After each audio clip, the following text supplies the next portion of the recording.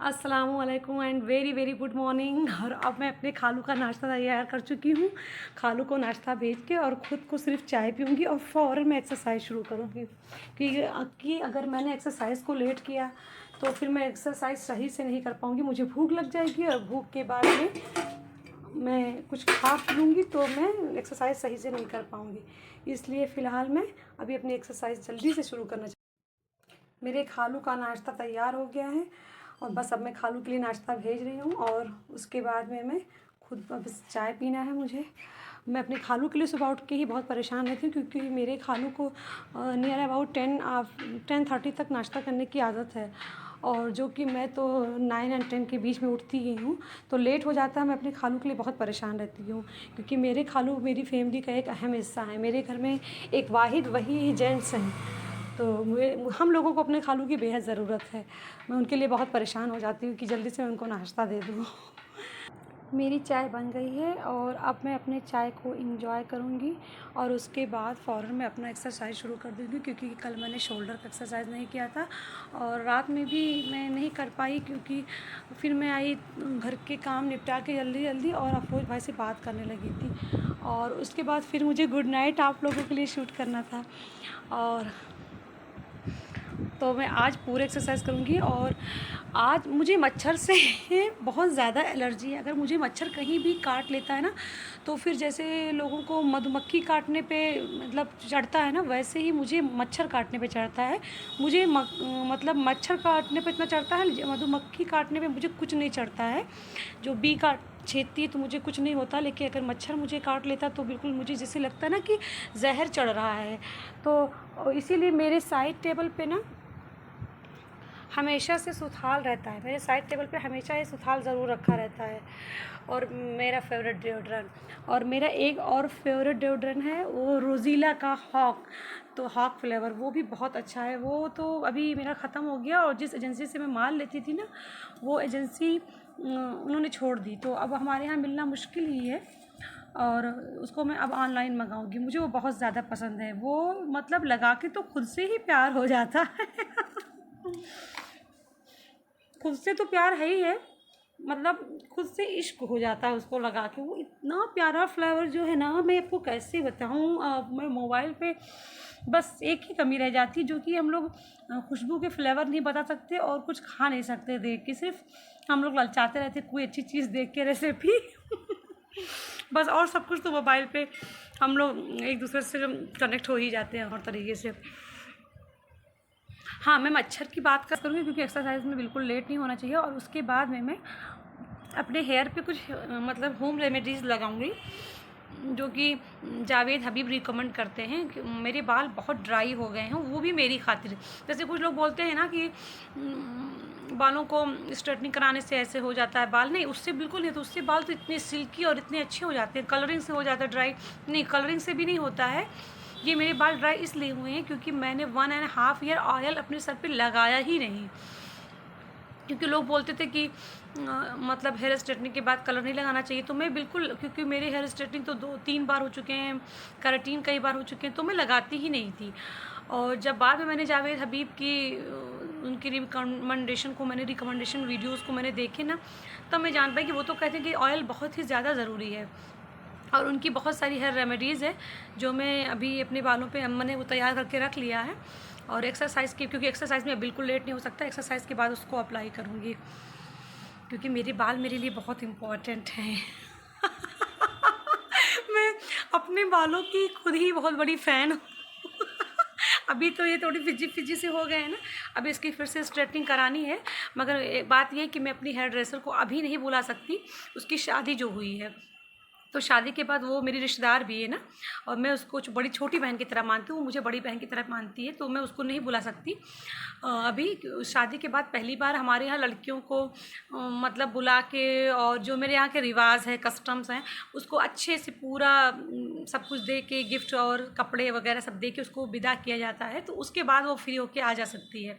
तो मेरी अम्मी कही थी कि जब मैं रहूँगी तभी बुलाना। पता नहीं कैसे मेरी अम्मी को मन कर रहा है कि उनके अपने अजीज़ रिश्तेदारों के सिवा कोई और आ जाए घर में, मतलब मेरी दोस्त को लेके।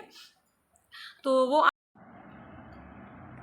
तो मेरी अम्मी फिर से लखनऊ गई हुई हैं जैसे कि आप लोगों को पता है ना कि वो डॉक्टर को दिखाने के लिए गई हूँ। पिछली बार गई थी मैं, जब गई थी 12 रबीउल से पहले उनको लेके, तो उनकी पूरी हेल्थ चेकअप करवा दिए थे। उस पर कुछ उनको डिस्काउंट मिल गया था फुल बॉडी हेल्थ चेकअप पे। तो डॉक्टर दूसरे दिन अम्मी को डॉक्टर को चेक कराना था, तो दूसरे दिन मैं तो ट्रेन से आ गई थी और अम्मी को डॉक्टर को चेक कराना था, तो डॉक्टर मिले ही नहीं। डॉक्टर उनको सब लोग बताए कि एक हफ्ते, वहाँ हॉस्पिटल में बताया कि एक हफ्ते के बाद मिलेंगे। वो एक हफ्ते तक हॉलीडे पे हैं। तो अम्मी 12 रबीउल सेलिब्रेट करने के लिए यहाँ पे चली आई थी, अब फिर गई हैं अपोलो में, डॉक्टर वलीउल्लाह को ही दिखाती हैं अम्मी।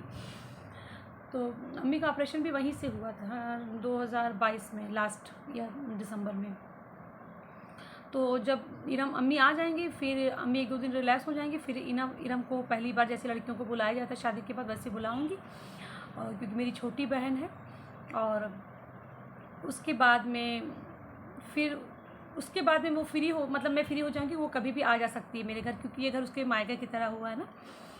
और मैं बड़ी बहन हूँ, तो मैं जैसे एक माँ एक चाची लोग करती हूँ, मैं वैसे ही उसके लिए सब कुछ करना चाहती हूँ। मतलब वैसे तो मैं अभी छोटी ही हूँ, दिल से 25 की ही हूँ। पता नहीं मेरे दिल को क्या हो गया है, मेरा दिल 25 से ऊपर खुद को मानने को, मतलब फीलिंग ही नहीं आती कि मैं 25 से ऊपर हूँ। और जबकि मैं अक्टूबर में 40 की कंप्लीट कर जाऊँगी, 5th ऑफ अक्टूबर को, 25th ऑफ अक्टूबर को मैं 40 कंप्लीट कर लूँगी और 41वां मेरा शुरू हो जाएगा। बट मैं क्या करूँ, दिल ही तो है, दिल तो बच्चा है। दिल मेरा ना 25 से आगे को, मतलब फीलिंग ही नहीं आती मेरे अंदर कि मैं 25 से आगे हूँ, मैं क्या करूँ। और यही वजह है ना कि मैं बहुत ज़्यादा खुश रहती हूँ। और मतलब मैं अपने हॉलीडेज़ को मैं ऐसे मानती हूँ ना कि जैसे ये लाइफ का ना लास्ट हॉलीडे हो, इस तरह से मैं इसको एंजॉय करना चाहती हूँ। एक मिनट को मैं क्या करूँ। मगर मेरी सोना आज नहीं है। खैर अभी बहुत सारी खुशियाँ बाकी, क्योंकि मैं तो अभी सिर्फ 25 की ही हूँ। बस मेरी चाय में एंजॉय करना चाहती हूँ, उसको भी आज हॉलीडेज़ की जो मॉर्निंग टी होती है ना, वो बहुत स्पेशल होती है, उसको मैं एक सिप को एंजॉय करना चाहती हूँ। और उसके बाद में फिर मैं एक्सरसाइज करूँगी। अपने बेटी के कपड़े मैं धुलूँ या ना धुलूँ, वो मेरी ज़िम्मेदारी नहीं है, क्योंकि उसके लिए उसकी मतलब मेरी अम्मी और उसकी अम्मा खाला यानी मेरी खाला, ये उन दोनों लोगों की ज़िम्मेदारी है। बट उसके डॉल के कपड़े धुलना मेरी ज़िम्मेदारी है। ये देखें, उसके डॉल के कपड़े धुलना मेरी ज़िम्मेदारी है। और ये तो बेडशीट वगैरह तो अभी मैं धुल के निकालूँगी, और उनके डॉल के कपड़े धुलना मेरी ज़िम्मेदारी। तो उनके डॉल के कपड़े वगैरह धुल के मैं भी निकाली हूँ, ये मेरी ज़िम्मेदारी रहती है। उनके कपड़े धुलना मेरी कोई ज़िम्मेदारी नहीं होती है। और अब मैं लंच करूँगी, और अभी मैं शशि को बुलाई हूँ, तो शशि अभी आ रही होगी। मुझे कुछ उससे काम है, मतलब कुछ मैं समझ नहीं पा रही सॉफ्टवेयर में। तो जब भी मुझे मोबाइल में कुछ टेक्निकल प्रॉब्लम होती है ना, तो फिर शशि ही आती है मेरे पास। फाइनली मेरा हॉलीडे स्टार्ट होता है अब, और मैं अब आराम करने लगी हूँ। मुझे लंच करके अब मैं आराम करूँ, मुझे इतना अच्छा लग रहा है कि मैं बता नहीं सकती। ऐसा मन कर रहा ना कि मैं 2-3 घंटे ऐसे लेटी ही रह जाऊँ और उठूँ ही ना। अभी शशि आने वाली है, तो फिर अभी शशि के लिए मुझे मैक्रोनी वगैरह बनाना, जो वो बोलेगी खाने के लिए। मगर मुझे इतना अच्छा लग रहा है कि मैं एक्सप्लेन नहीं कर सकती, इतना सुकून मिल रहा है। हाँ, बस ये अफसोस है कि घर पे कोई नहीं है अभी, तो थोड़ा सा ये खाली खाली सा लग रहा है। चलो आ जाएंगे नेक्स्ट ट्यूसडे को, नेक्स्ट मेरे हॉलीडेज़ पे मेरे घर वाले मेरे साथ रहेंगे। फ़िलहाल मैं एंजॉय शुरू करती हूँ, मतलब बेड पे लेट के मेरा मोबाइल, मैं और मेरी टीवी, मेरी टीवी, मेरा मोबाइल और मैं। फ़िलहाल अब मैं मेरा एंजॉय शुरू करती हूँ, मतलब कि मेरा बेड, मेरा मोबाइल और मेरी टीवी। फ़िलहाल आज मेरी टीवी नहीं चल रही है, मेरा रिचार्ज उसका शायद ख़त्म हो चुका है, तो चलिए कल तक ये भी चलने लगेगा। और अभी भी एंजॉय करें, कितना अच्छा लग रहा है मुझे।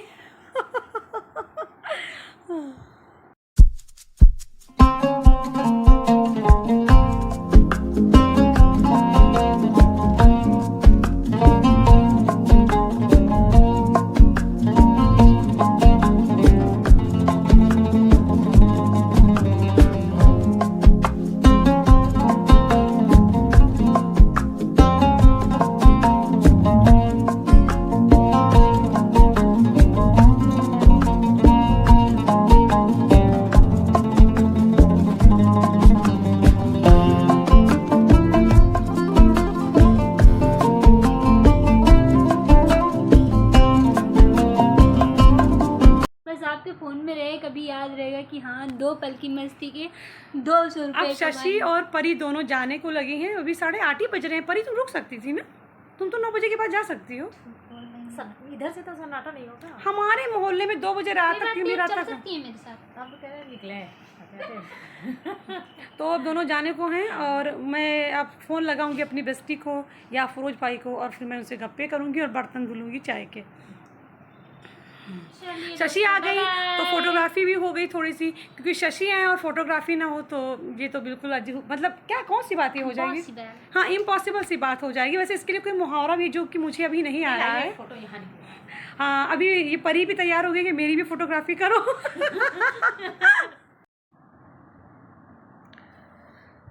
शशि और परी के साथ जो भी मैंने चाय वगैरह पिए थे उसके बर्तन वगैरह मैं कर ली और अब मैं थोड़ा रेस्ट करना चाहती हूँ, क्योंकि मैं आज रेस्ट बिल्कुल नहीं कर पाई। मतलब ये भी मेरे लिए वर्किंग डे ही पूरा दिन रहा। बस हाँ, शॉप नहीं जाना हुआ और बस उसके थोड़ा मैं 1 घंटे लेटूँगी, सोऊंगी, उसके बाद उठ के जो कुछ करना होगा करूँगी।